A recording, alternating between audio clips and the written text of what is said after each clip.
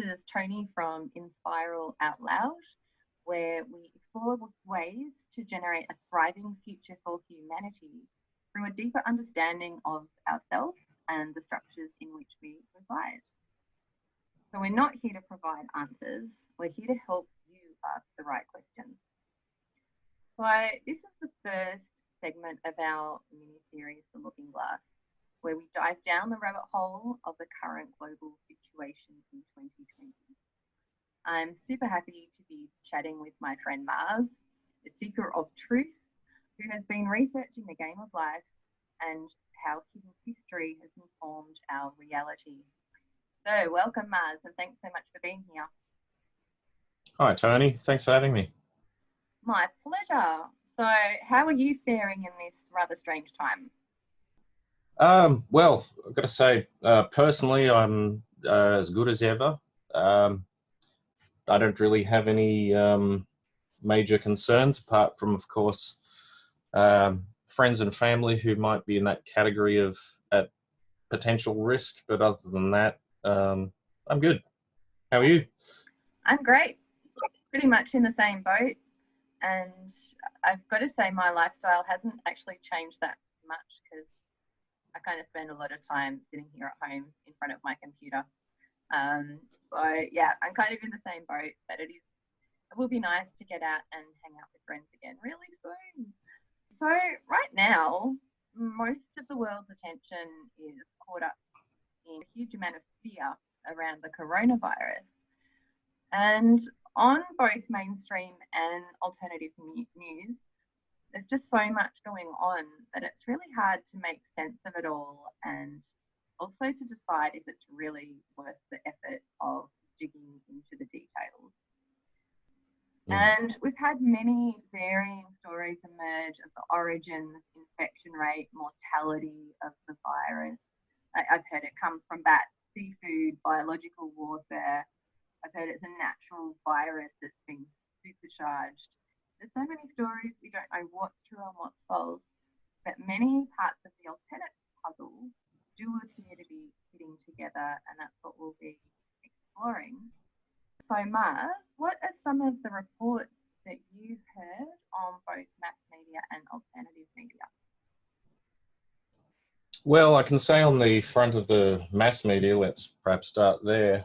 I think we've all pretty much heard the same tried and repeated scenario that stay indoors, wash your hands, all of the things that are designed to basically make you feel impotent and useless and dependent on governments and authority figures to make us feel safe.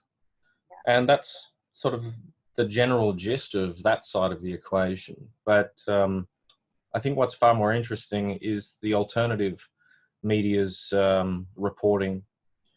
And while they're not infallible, they tend to provide more truthful reporting in terms of source references, not just blanket statements, and finding alternative sources of valid information that are often not reported. For example, there are quite a number of doctors and virologists who are talking quite contrary to the mainstream presentation that we all need to be in fear and isolated and scared.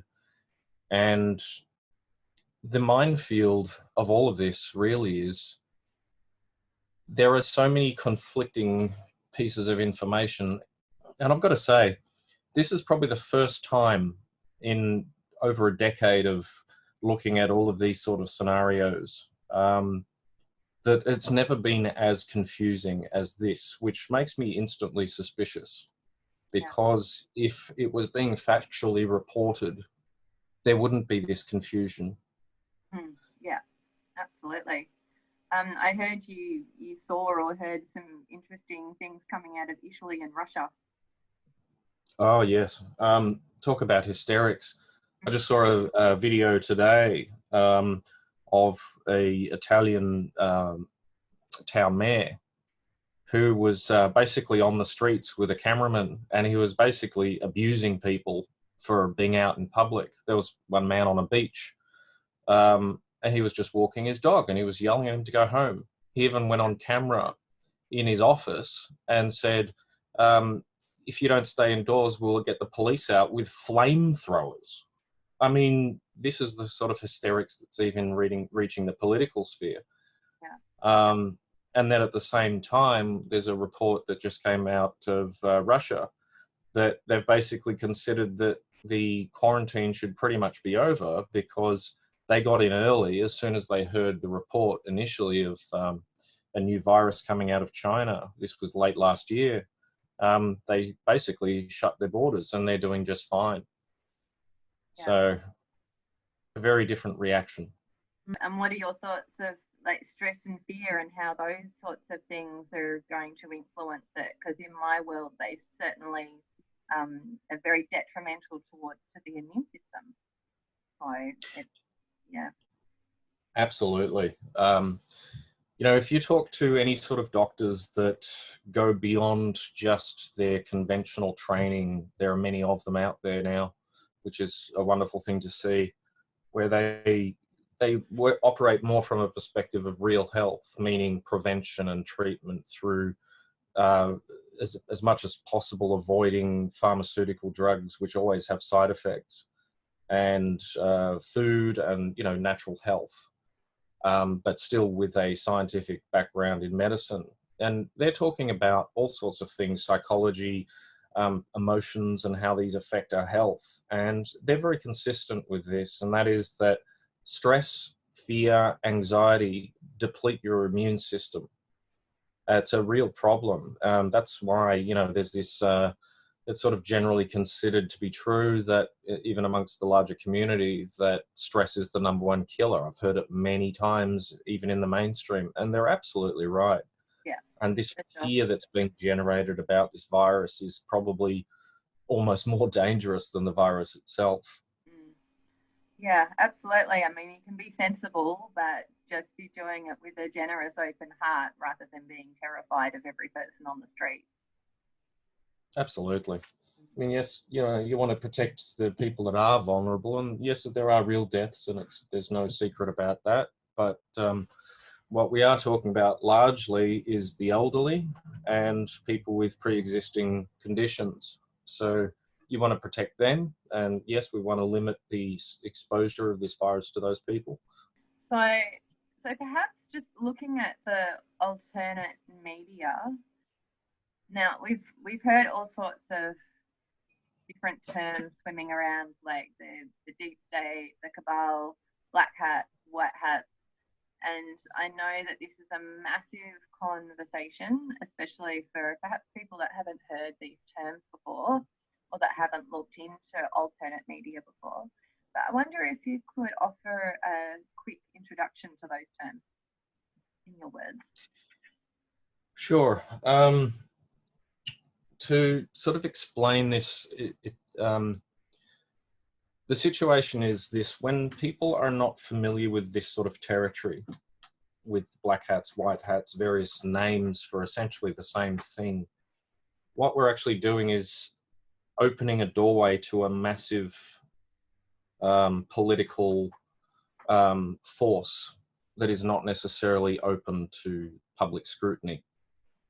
And it can be a bit challenging. So to simplify it into terms like black hats and white hats is somewhat of an oversimplification. It's almost a caricature of the scenario that's going on, multiple scenarios. But to try and boil that down, what we're essentially seeing is public events that are being utilized by, for want of better terms, black hats, who are, for want of better terms, the bad guys, yeah, and white hats who have also operated in the quiet or in the dark, that are trying to do the best thing for all of us. And it really comes down to a service to self or service to others. That's really the black and white hat variety. The term like deep state, well, that's a sort of a new colloquialism for essentially the dark hidden hand that operates. And I know that that's difficult for a lot of people to accept because we're so educated, shall we say, to understand that politics is all about what we see with our elected officials. But the reality is that, while yes, that exists, behind that is a far a far more elusive system of control, and we are seeing the public version of it, but not the private version. So it's a big topic, and I just encourage people to, before any sort of knee-jerk reactions to that statement, to perhaps try and just suspend disbelief even for a little while, and even treat it as just entertainment and go in there and see for yourself. Well, I keep seeing on my Twitter feed, just pull out the popcorn and let the show roll on. So, so as far as we know, the Black Hats have been running the show across nearly every aspect of our lives for a very long time. And if those elements are all controlled by the deep state, I guess the question is, how does that actually affect us day to day? And how could that change in an ideal world? And therefore, what can we do to enable that change? And those questions are really what this series of chats is about. So, for an example, perhaps you could briefly touch on, say, the financial world and how that is currently affected by this level of control. Well, you've got to look at the sort of a bit of the history of the banking system and how it has changed over time. So originally, you know, we're talking about centuries ago, we did actually have a correct banking system. It operated using real resources, namely gold and silver, as an economic backbone. And in more recent times, we have seen the change in almost every country worldwide, transitioning from using those precious metals as a real source of economy to basically a fiat central banking system, which by the very statements of the men and women who created it, although it was largely men, have said many things illustrating their real intentions. For example, there was Amscher Mayer Rothschild in the, I believe it was the late 1700s, who said, paraphrasing, "Give me control of the money supply and I care not who makes its laws." That sort of tells you everything you need to know about what their intentions are, because it's not just him, I guarantee it. There are hundreds of quotes that you can find everywhere if you go looking for them that demonstrates their intention. Yeah. And what we're seeing is an expansionist version of central banking. Every country, of course, has their apparently individual banking system, but they're all interconnected via the major institutions such as the World Bank, the International Monetary Fund, and so on. And this current situation with the virus is being taken advantage of in many respects. Like, for example, we're in Australia right now, and there's been some very credible economists who have been discussing what started the downfall of our economic situation right now, and that actually pre-exists the announcement of the virus. It started in September last year, 2019. And of course, what we're going to see, I guarantee you this, in the next few months, there's going to be increasing reporting about our economic downturn, and they're going to be blaming it on the virus. But the truth is that the economic downturn started well before even a hint of the virus, and this is going to be used as a cover story for gross mismanagement by the government. When you say by the government, is there one government in particular or government in general? I'm talking specifically about Australia, but I think what we're going to see is all the countries across the globe that are in a similar economic situation are going to do exactly the same thing. It's all going to be blamed on the virus, and just wait and see. I guarantee that will happen.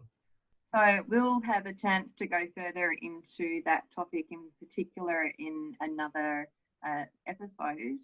And perhaps you could just give us a very quick overview of all of the different, well, some of the different areas that the Black Hats deep state have got control of, have control of, just so people get an idea of the topics that we're going to be discussing in future sessions. Sure. It's almost more poignant to ask the question, what isn't being influenced? Because this has been going on for centuries at the bare minimum. That's certainly documented and provable. Certainly since the mid to late 1700s.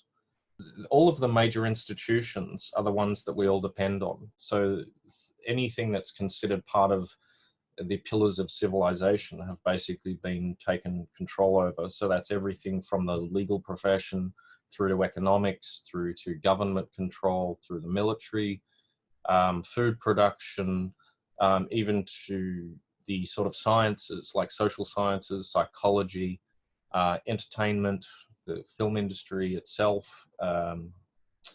It's almost what isn't affected at this point in time. Now, this has been a gradual rollout, so it hasn't always been this way. And, you know, I'm sure if you speak to people of our parents' generation in their 80s and 90s who are still around, they'll be able to tell you what it was like when they were growing up, just in terms of simple things like how they interacted with the police. Yeah. That has changed so dramatically. There's more and more increasing draconian measures to take more and more control, and by making us feel impotent and insecure, they can take advantage of that. And that's a lot through social engineering, through various institutions like the Fabian Society, the Frankfurt Institute, the oh God, there's so many institutions that are responsible for this. Yeah. And they're quite transparent about it. This is the oddest thing. It's almost like the more transparent they are, the less people believe it. You go into any website. Exactly.